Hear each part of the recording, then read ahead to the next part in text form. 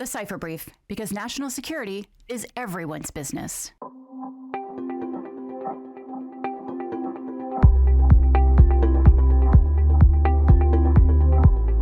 Welcome, Steve.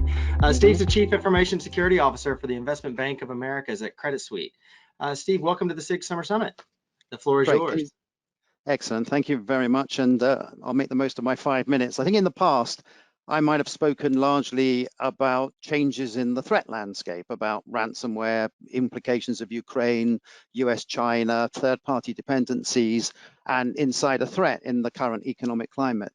But I want to talk about some other things. First of all, the things that are top of my mind, the global regulatory tsunami that we're facing in regulated industries. We're seeing more regulations, we're seeing more prescriptive regulations, and whilst these are clearly well-intentioned, the reality is that enlightened self-interest didn't really pay off and work, and they can help us, for example, addressing underreporting of ransomware. I don't think this is, as some people sometimes say, a sort of cynical transference of risk, but there are unintended consequences, and not least in regulated industries like finance.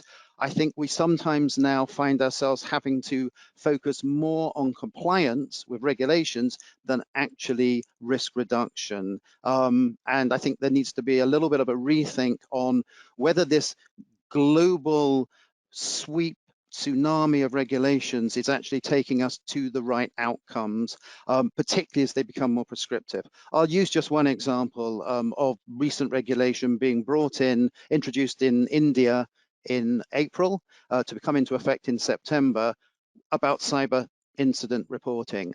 They asked us basically to report within 6 hours after we notice a threat, including suspicious activities, to the regulators.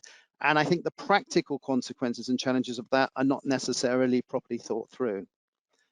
The second thing I'd like to focus on is a fundamental shift, I think, in our strategic approach within large global enterprises, away from a real focus on prevention of cyber attacks to much more of a focus on response and recovery. I think there is an acknowledgement now that our traditional perimeter-based defenses won't prevent the most determined adversaries. And so you see now more of a balance with zero trust architecture, where we're assuming adversaries in our environment, and most importantly, towards boosting our operational and cyber resilience so that we run more extreme scenarios and we invest more in digital data vaults and how we recover on the assumption of failure. The final question that I think is an interesting one that's certainly taking up a lot of my mind at the moment, and in part prompted by Ukraine, and I was lucky enough to be on a panel with Victor last month at the FBI Fordham conference, and I hope that he and Stu Solomon will address this, is whether defense has now begun to actually reach a parity with offense, because traditionally we've been thinking that offense has the advantage. I mean, I think a lot of people on this call will, like myself and others, have had a lot of counterterrorism experience, and there was a period where we felt that the adversaries, the terrorists, would always have an advantage to be able to mount ambitious attacks, networked attacks, and to be lucky enough for that to be a problem. But we got better and better at our defense, and in the end, groups like Al-Qaeda, Islamic State switched from networked attacks to inspiring individuals to use knives or to get into a lorry, which is, of course, tragic when it happened, but much less impactful than those networked attacks. I think we may be at the same inflection point in cyber. In those companies where it is taken seriously, which is not everybody, I think we now understand the cocktail of measures that we have to adopt to be successful. Boards, I think, are engaged. I think they're aware of their own responsibilities. I think they don't now delegate to CISOs and CIOs. They play their part in a decentralized approach to cyber defense.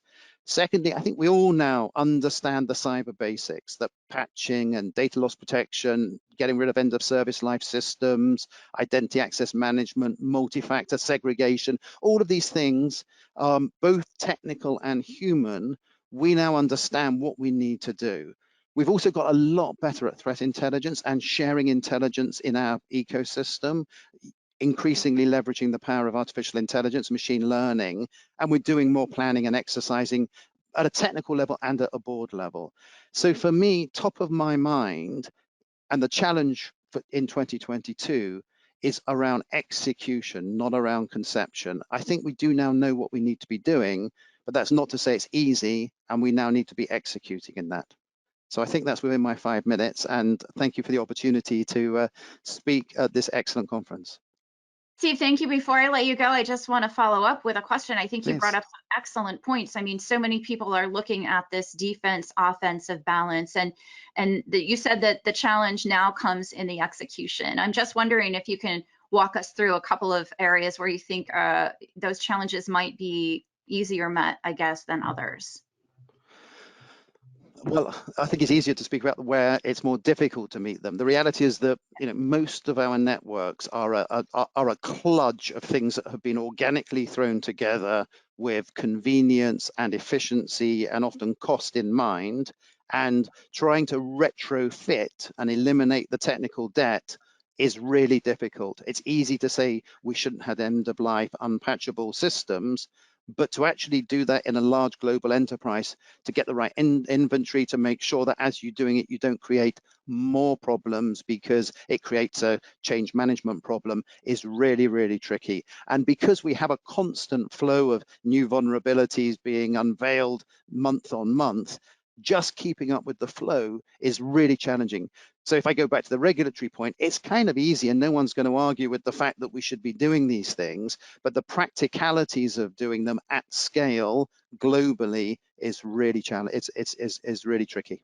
And one final thing, I mean, this is really a common problem across private sector and government, and you've got experience in both of those areas, right?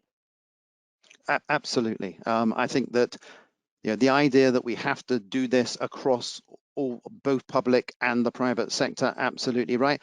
But I think that it's a positive message because we do know what we need to do, which is a really good start. And I think we have got much better at working out the right balance. And we won't be 100% on any of the individual elements, but if we can be 80% on most of them, we're probably going to prevent major incidents happening to us both systemically and individually as an enterprise. The challenge, of course, is that there are still, many enterprises in healthcare, in retail, where they're not taking this seriously and they're not doing the board exercises, and therefore those are our weak spots. And sometimes we have dependencies on those. They're part of our wider third-party supply chain network, our ecosystem. So we can be perfect, but if they are not also perfect, then that's a real problem as well. Yeah. Goes back to that old cliche of the weakest link, and really highlight that and how important that is. Steve, I just want to thank you so much for taking time to be with us today and share what's top of mind with you. And we look forward to welcoming you back to more Cyber Initiatives Group events. So thank you.